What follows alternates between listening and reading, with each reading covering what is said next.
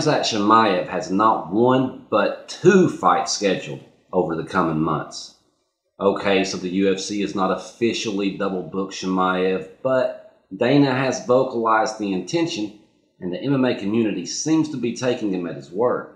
On this week's episode of I Just Want to Talk, we're going to dive into this proposal and talk about the hype train that is Khamzat Chimaev.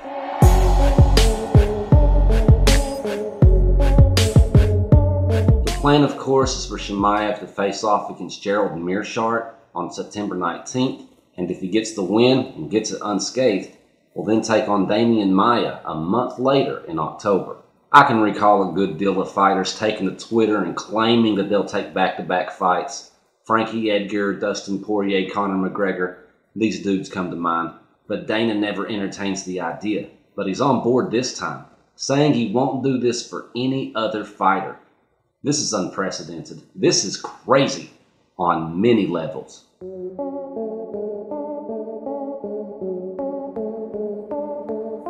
We all know that having a gimmick can really help your success in the world of MMA, particularly in the UFC. Most of our favorite and least favorite fighters have one. We've got likable fighters like Donald Cerrone, whose gimmick seems less like a gimmick and more of a true reflection of his personality. The gimmick of, I'll fight anybody, anywhere, anytime, then skydive on an ATV back to my ranch to get ready for next week's fight. We've got unlikable fighters like Colby Covington, whose gimmick seems more likely to have been written by Vince McMahon than a true reflection of Colby himself. A gimmick designed to inhibit a hatred or animosity in an attempt to get viewers to tune in to watch him lose. And we've got the likable bad guys like Conor McGregor, where you typically either love him or hate him, a fighter who can seemingly do anything he wants without even a forethought of consequence. Of course, all these guys can fight, and their respective fighting styles reflect their given personas. I mean, if you can't fight, then nobody cares about your gimmick. Then there's the other side of the coin, successful fighters who have failed at building their gimmick either because they seem ingenuine and inconsistent, stupid and unsavory, or just plain boring and whiny. But a good gimmick can do wonders for your career, just like a bad one can really hinder your ticket sales. It always seems as if there just aren't enough characteristics to build into a whole persona until somebody comes up with a new one. I mean, who would have thought the Republican Trump supporter would have completely turned around Colby Covington's perceived career? And now we have Khamzat Chimaev introducing us to yet another one, the gimme two at a time gimmick. Don't call me once, call me twice. Again, Chimaev's fighting style has reflected this gimmick thus far, maybe by design, maybe by opportunity, but we've seen him completely destroy two very different fighters with only 10 days separating those bouts and taking very little damage in the process. So kudos to Chimaev for taking advantage of this dialogue and running with it.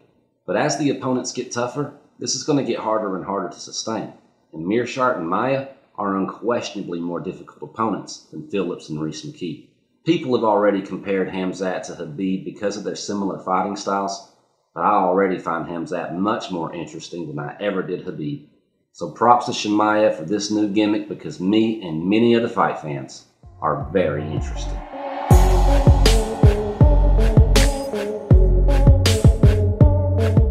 This is no doubt a huge compliment for Chimaev that the UFC is so confident in him and his abilities. It appears as though the UFC fully expects him to get past Meerschaert with no problem and be healthy enough to fight just a few weeks later.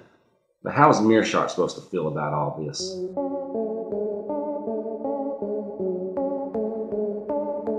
To his credit, he seems to be taking it a lot better than I would.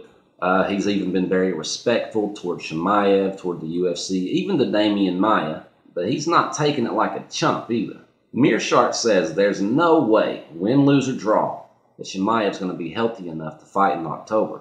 He also says he feels he's supposed to be a tune-up fight for Chimaev, getting him ready for Maia, and he's looking forward to spoiling everybody's plans. I love this self-awareness. I love this confidence. I really like that he's interpreting this as disrespect, because that's exactly what it is. Meerschaert is no pushover. He's a game opponent for sure. I mean, yeah, he struggled against some of the bigger names like Jack Hermanson and Thiago Santos, But with 44 professional fights, 31 of those wins, he knows how to get it done. Make no mistake, Meerschaert will not do exactly what Chimaev wants him to. He's not going to roll over and die. We've also got to remember that the word is now out on Chimaev. He's no longer the unseen monster in the closet that he was a few months ago.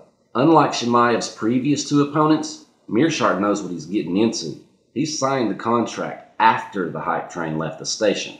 Meerschaert now has tape to watch and research. He can bring in similarly built sparring partners. He could even look up Reese McKee or John Phillips or maybe some of Chimaev's former training partners for some reference or pointers or inside scoops. And you can bet he's being fueled by one of the hottest burning propulsion activators known to man, a perceived disrespect. This is a dangerous concoction that fight fans are all too familiar with, and the result is often the same. A complete hype train derailment. Meerschaert is in a position that most fighters never find themselves and has an opportunity to become a big name overnight.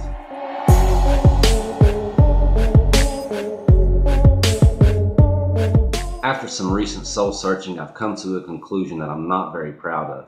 It shames me to admit this, but as far as hype trains are concerned, I tend to jump on board rather quickly. I go all in. I buy my ticket, grab my luggage, kiss my wife and daughters goodbye, and grab a seat near the front. And eventually, I come home with my hopes dashed and my heart broken like some nerdy teenage girl after a night out with the starting quarterback. Losing is just part of playing the game, and it happens to all of us. We can only hope that when it does happen, it doesn't happen extravagantly. As we're hearing the chugs and toots of the hype train that is Khamzat, let's take a look at some of the more heartbreaking derailments that we've seen recently. 1. Sean O'Malley. Sean's gimmick of the pot-smoking, trash-talking, video game playing, it all comes easy bad boy was derailed just last month when Marlon Chita Vera damaged Sean's foot and sent him off on a stretcher.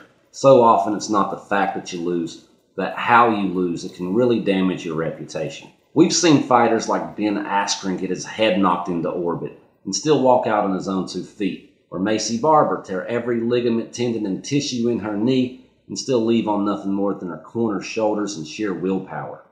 That stretcher does some damage. The foot will heal, but the image of Sean on that stretcher is going to last his whole career. So will that big fat W on Cheeto's record. Before the fight, many people questioned Sean's status, saying he was fighting another nobody. But now, nobody doesn't know who Marlon Chito Vera is. And for a guy who doesn't talk a lot of people are wanting to ask him questions. No doubt Sean has a lot of potential, but true to his gimmick, he's not handling this loss with a whole lot of class. I expect Sugar to come back as good and electrifying as ever, talking trash and mocking his opponents, but that derailment was one for the history books. 2. Edmen Shahbazyan.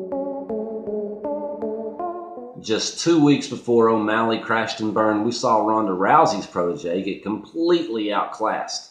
This was less of a hype train derailment and more of a slow disassembly with a careless laborer scattering parts all over the train yard.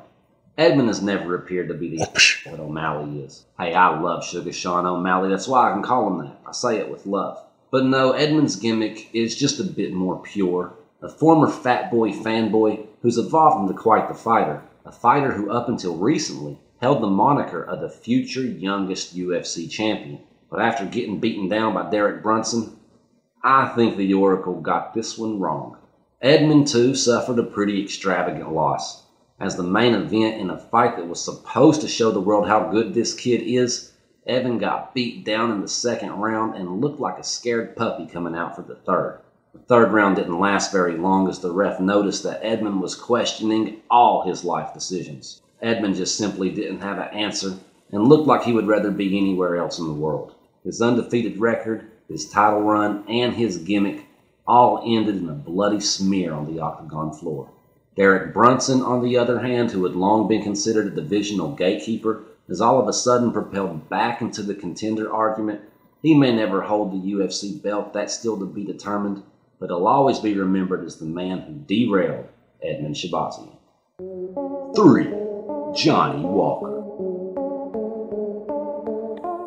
The Brazilian highlight reel known as Johnny Walker is a bit different than the previous 2 entries in that he wasn't undefeated and he hasn't had all this hype behind him his entire career.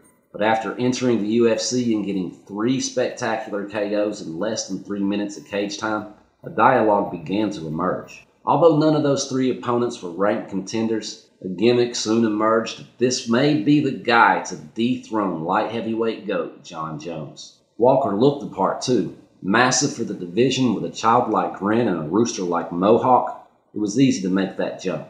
All Johnny needed was a win over a ranked opponent.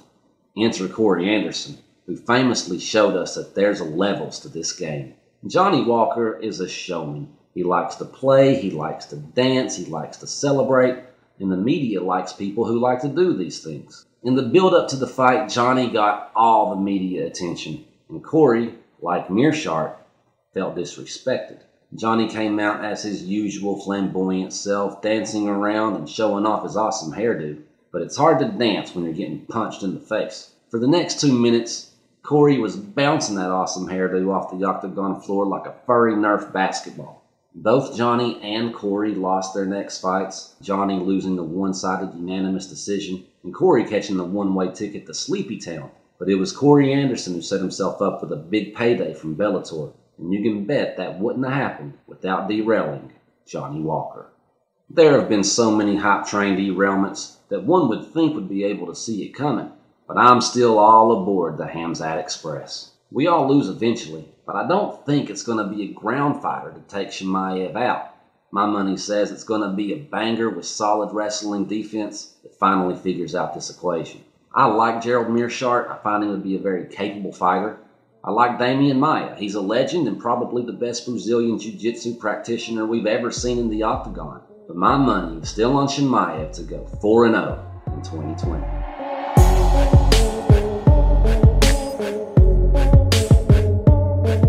In the world of MMA, there's always plenty to talk about. We've got some good episodes coming up. In anticipation of Woodley versus Covington next week, we'll talk about Tyron Woodley and all the crazy he's saying. In the build-up to Dominic Reyes versus Jan Blachowicz, we'll talk about 10 years of history of UFC belts changing hands and what it takes to secure one.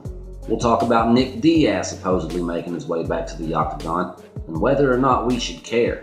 We'll stay topical talking about MMA news and impending fight cards, so hit the subscribe button to stay up to date and notified of each video's upload. And check out the playlist of old episodes too. There's some good stuff in there and a lot of good stuff to come. Till next time.